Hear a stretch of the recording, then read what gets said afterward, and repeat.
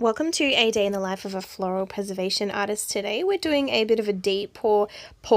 So I'm going to get a 5-inch mold ready for its base layer. Here I am just using sticky tape to get all of the dirt and dust out of the mold. This is my favorite way to clean molds. Wait, just pretend to still be pouring it. I am still pouring it. A small amount of blocks on the table today, so we're doing the next layer on the 7-inch, the first layer on the 5-inch, second layer on the bookends. We're finishing a ring holder, starting a ring holder, and finishing a ring dish. So for that set of bookends, I'm just going to take my flowers out of silica sand. And I'm using this little like sieve thing to catch all the little flowers. So I'm taking those flowers out and then just putting the beads right back in. And when I'm scooping the flowers out of the sand, I try to use like this little hot potato method where I'm not really touching them with my fingertips. I'm just moving them in and out of the palms of my hands and being really, really delicate and gentle with them. The oils from your hands can actually transfer to your flowers, and that can show up in the resin. So I want to minimize contact with them as much as possible. And you can also notice that here I'm keeping my bucket on an angle because I don't want the sand to fall back on top of my flowers and crush them. So the whole time I'm taking them out, I'm just like keeping the sand at an angle. Here we are, and now we're all done. I've got some sand in the bottom to keep those flowers nice and dry, and then I'm popping them back in upside down, starting with my hardiest flowers, the roses, then ranunculus, and then the most fragile flowers and leaves on top. So we're back in the studio. There's a couple of bubbles, but I'm going to come back to those. First up, I'm just going to trim any excess stemmy things that are hanging out of my ring dish. Ideally, you'd do this before pouring the resin, but I just didn't get there today. Trimming those stems before you do the next layer of resin, just make sure that I've got less to sand, hopefully nothing to sand once we're finished. Make sure to clean your tools so you don't get cured resin on them like I do. And like I said, we've got a few bubbles around the sides. That's okay. I'm going to design my bookends first and then come back to those. We are using a deep pour resin today, so I'm not really worried about it curing fast. Now I'm just going to prepare the flowers for my bookends with a little bit of hairspray. You don't have to do this step. I just feel that this helps to maintain a little bit of color, and also I like to spray the centers so that any silica sand that's hiding in there will be stuck in.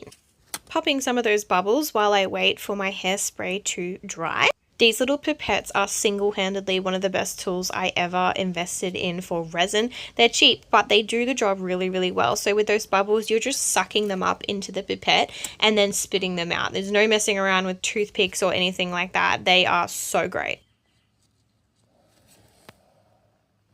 It's like 28 degrees. I'm struggling to get my gloves back on because I'm so sweaty. So let's start the design of these bookends. I'm trying to make everything as symmetrical as I possibly can. But at the end of the day, bookends are sisters, not twins. So we have to accept that not everything is going to be perfectly symmetrical at the end of the day.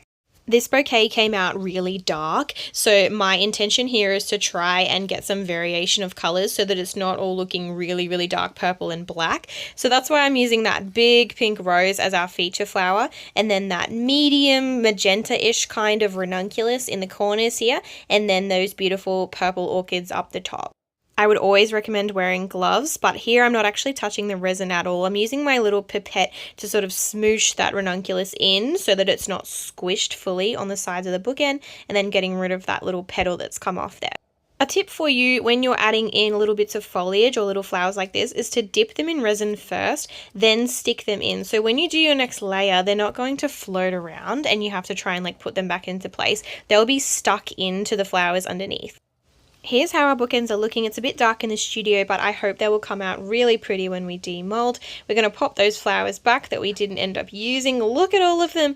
And here's my little system here. So when I'm about to pour someone, I do a dot next to their name to say they've done the base layer, a tick when it's been poured and the flowers are down, and a cross when it's fully finished. I know pen and paper is old school, but it helps keep me on track. Going to do a little ring holder now, so I've just started that, and I'm really carefully trying to place in this carnation so the petals don't break. One final check for bubbles before I step out of the studio and have lunch, and I'm going to just leave a little crack in my box lid here so airflow can go through. Before I leave though, I am going to demold because that's the funnest part, right?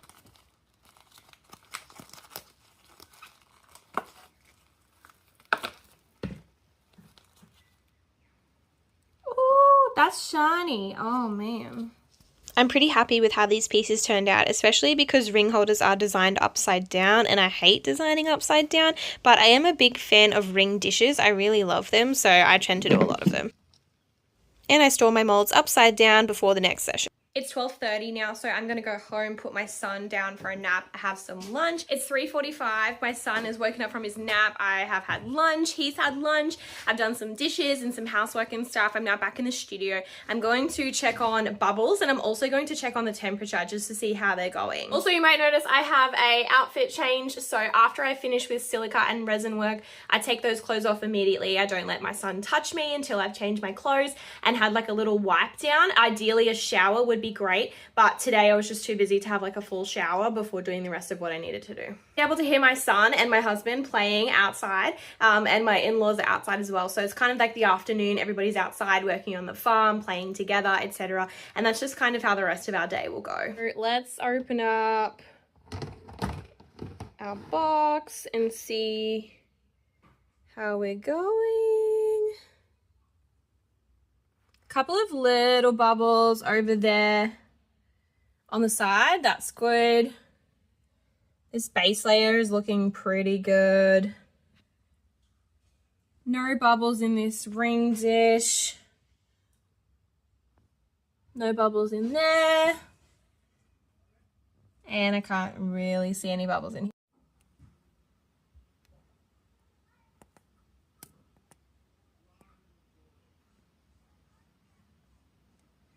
I couldn't film this part because I was using my phone, but I used my torch, my flashlight on my phone to like really get down and like look from every angle to see if there's any sneaky bubbles that I've left behind. So I've just done all the bubbles. We're going to check the temperature now.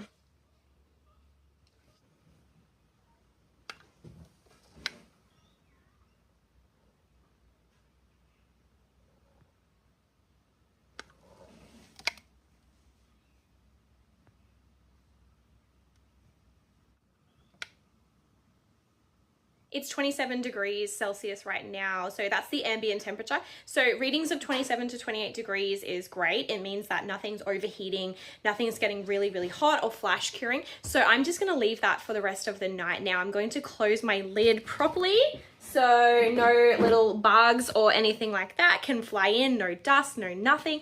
And I'm just going to enjoy the rest of my afternoon.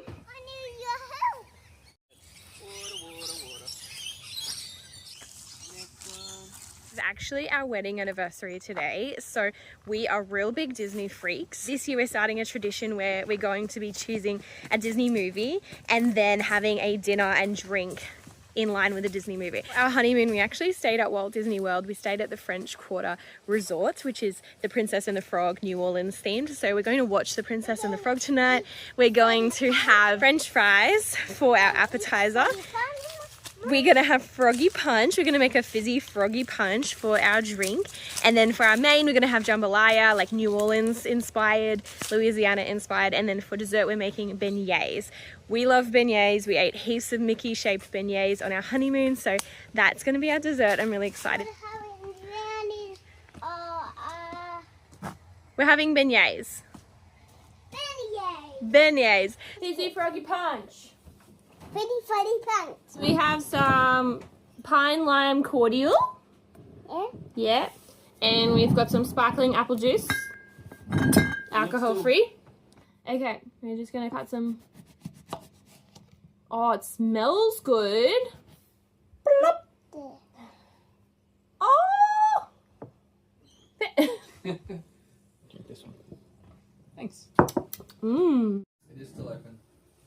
Monday in the life. It's a pretty cruisy one today. They're not always that cruisy. Sometimes we have some more things jam-packed. From some light admin and email tasks tonight when my son goes to bed. That's pretty much it for the day. If there's anything that you want to see from us in the future, please let me know. I would love to make a video for you. There is no gatekeeping here. I'm going to show you exactly how to run a successful floral preservation business from the ground up. So please do comment, subscribe, give us a like. It all helps.